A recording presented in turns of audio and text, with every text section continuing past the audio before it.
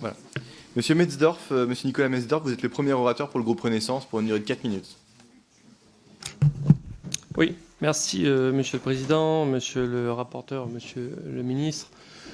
Tout d'abord, je tiens au nom du groupe Renaissance à remercier le gouvernement pour la parole qu'il tient à travers ce projet de loi organique et ensuite à travers le projet de loi constitutionnelle, puisque le Président de la République puis le ministre des Outre-mer avaient annoncé aux Calédoniens qu'avec ou sans accord, le gouvernement, l'État, allait respecter le choix des Calédoniens de rester dans la République française et donc d'ouvrir le corps électoral conformément à la fin de l'accord de Nouméa. Puisqu'effectivement, le corps électoral aujourd'hui en Nouvelle-Calédonie, en tout cas le corps électoral gelé, ne correspond pas aux références démocratiques de la République. Aujourd'hui, toute personne qui est arrivée en Nouvelle-Calédonie après novembre 1998 ne peut pas voter. C'est-à-dire que quelqu'un qui est arrivé en 1999 ou en 2000, qui s'est investi dans la vie économique, culturelle, associative, sociale de Nouvelle-Calédonie n'a pas le droit de voter. Et si ces personnes arrivées en Nouvelle-Calédonie après novembre 1998 ont eu des enfants en Nouvelle-Calédonie, qui n'ont jamais quitté le territoire de la Nouvelle-Calédonie, qui sont toujours restés sur le caillou, ces enfants n'ont pas le droit de vote non plus. On est dans un système totalement de dérive antidémocratique qu'il était nécessaire de corriger. Et je tiens à dire, avec ou sans accord politique. Puisqu'on fait souvent référence à l'accord politique pour évoquer la question du dégel du corps électoral.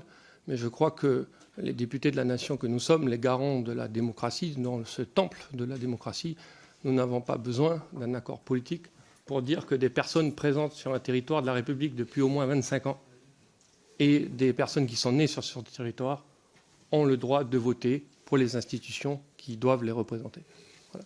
Je crois qu'il faut totalement décorréler la question du dégel du corps électoral, qui est une nécessité démocratique de la République française, avec la nécessité d'un accord plus global pour refonder les institutions de la Nouvelle-Calédonie conformément à ce qui est prévu par l'accord de Nouméa. Donc je crois qu'on est là dans, on va dire, le service minimum que nous pouvons offrir aux Calédoniens après les 3 référendums successifs.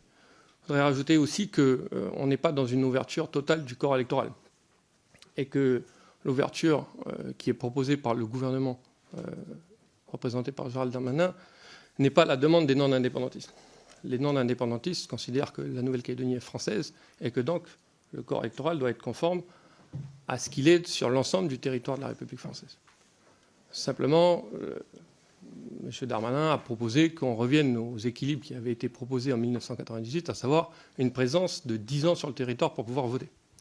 Ce qui est toujours excessif pour un territoire de la République, puisque 10 ans sur un territoire où là aussi on participe à la vie économique, sociale et culturelle d'un pays, on paye ses impôts qui font fonctionner les institutions et les politiques publiques de ce pays, attendre 10 ans pour pouvoir voter aux élections locales, c'est excessivement lent.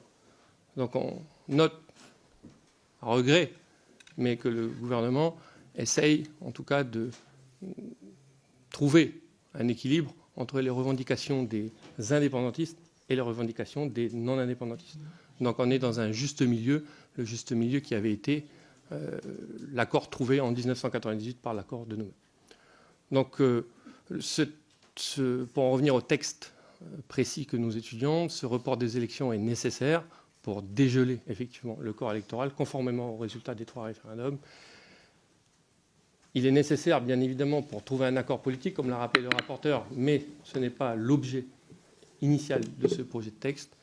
Ma question, j'imagine qu'il y a votre question après l'oraison, Monsieur le Président. Non, vous pouvez le faire tout de suite parce que vous n'aurez pas la parole ensuite. Allez-y. Et après, concluez parce que vous êtes... La question que je voudrais adresser au nom du groupe Renaissance au ministre des Outre-mer, c'est est-ce que s'il y a un vote conforme entre les 2 chambres sur le projet de loi organique et bien sûr sur le projet de loi constitutionnelle, l'État, le gouvernement serait en capacité d'organiser les élections en 2024 ? Merci. Merci. Monsieur Yohann Gillet pour le groupe Rassemblement.